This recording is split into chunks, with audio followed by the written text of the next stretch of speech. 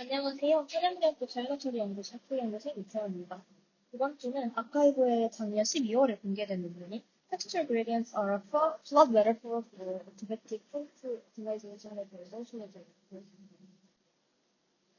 이 논문에 대해서 간단하게 이야기를 드리자면, 이 논문은 어떤 automatic prompt optimization에서 texture gradients라는 것이 머신러닝에서의 gradients와 다르게 작동한다라는 점을 실험을 통해서 보이고 있고, 또 분석적으로는 어떤 텍스처 그레디언트가 성형에 도움을 주지만 이것이 그레디언트 디센트로 인하는 현상이 아니라 피드백을 이용한 프롬프트 서치 또는 메타 인스트럭션 디스커버리를 통해서 개선이 나타났다라는 점을 주장을 하고 있습니다.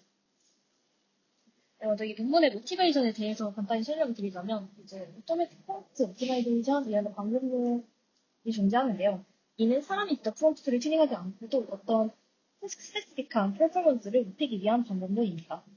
이런 방법론에 있어 최근에는 텍스처 그레디언트 기반 방법들이 등장을 하는데요. 어떤 프롬프트를 파라미터처럼 변주를 하고 에르는 피드백을 그레디언트로 모아서 프롬프트를 이터레이티브하게 업데이트를 하는 그런 방법론입니다. 하지만 이제 이 논문에서 주장을 하는 것은 이런 텍스처 그레디언트 기반의 APU가 실제로 성능이 향상에 도움을 주긴 하지만 그 동작 원리가 실제 그레디언트 디센트와는 다르고 오히려 이제 그레디언트를 통한 업데이트라기보다는 프롬프트 서치, 메타 인스트럭션 디스커버리, 텍스트 포맷 개선에 가깝다라는 점에 대해서 이야기를 하고 있습니다. 먼저 이 저자가 간단하게 이제 어떤 그레디언트 하이포티시스라는 포뮬레이션에 대해서 이야기를 하고 있는데요. 이제 저자는 LLM이 생성한 텍스처럴 피드백이 그레디언트랑 작동을 하고 체리로를 적용할 수 있다라는 가정하에 다음과 같이 이제 이런 포뮬레이션을 사용을 하고 있습니다. 이 상황에서 이 텍스트 그레디언트 APO라는 것은 이제 아래와 같은 세 단계로 나누어진다고 말할 수 있는데요. 첫 번째로 아웃풋 피드백의 경우에는 이제 현재 아웃풋이 이바리에이션에서 좋아지려면 어떻게 수정해야 되는지 LLM에게 묻는 단계이고, 프롬프트 피드백은 이를 바탕으로 이제 프롬프트가 어떻게 바뀌어야 하는지 피드백을 생성하는 단계입니다. 마지막으로 프롬프트 업데이트는 프롬프트 피드백을 반영해서 새로운 프롬프트를 생성하는 단계입니다. 이렇게 하여서 이제 더 구체적으로 이제 저자는 실험을 진행을 하는데요. 진행한 실험의 세팅은 데이터셋을 다음과 같은 세 개의 데이터셋을 사용하였고, 모델로는 프로드 3.7 소넷, 마지막으로 기타 설정들은 다음과 같이 설정이 되어 있습니다. 네, 그렇게 해서 이제 이 논문의 결과를 말씀을 드리면, 첫 번째로는 이제 그레디언트 렉 스트럭처가 일관되게 중요하지 않다라는 점을 먼저 주장을 하고 있는데요.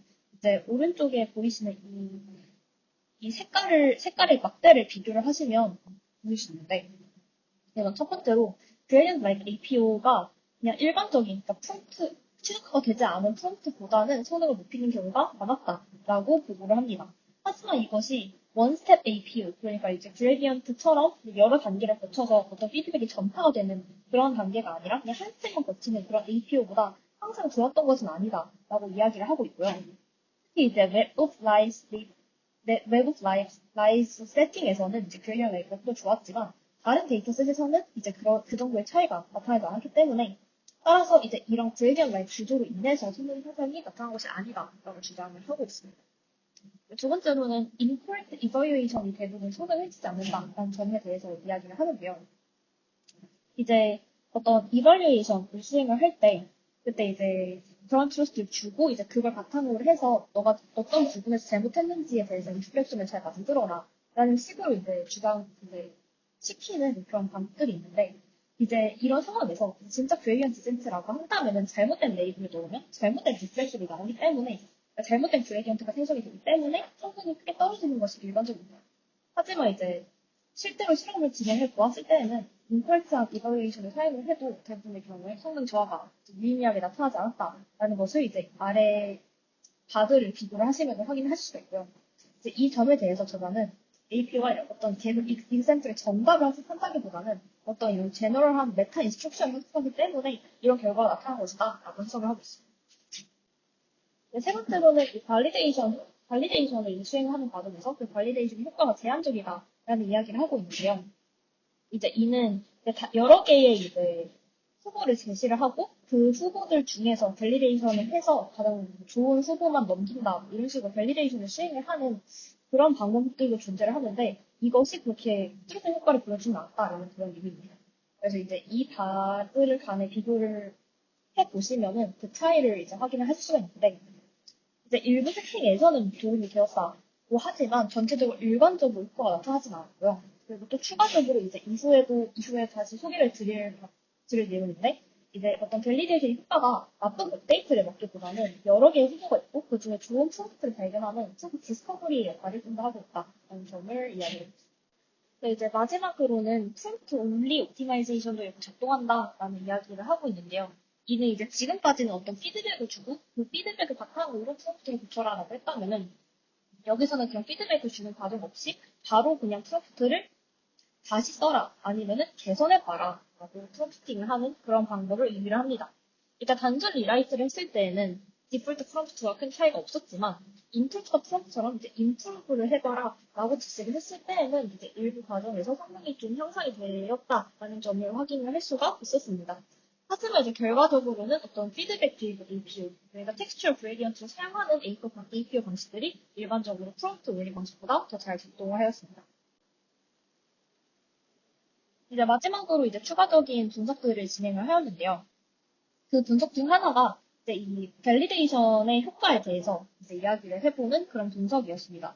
즉, 이 밸리데이션이라는 것이 regression avoidance, proof discovery 둘 중 어느 방향으로 이 성능을 향상시키고 있는 것인지에 대해서 논의를 한 것인데요.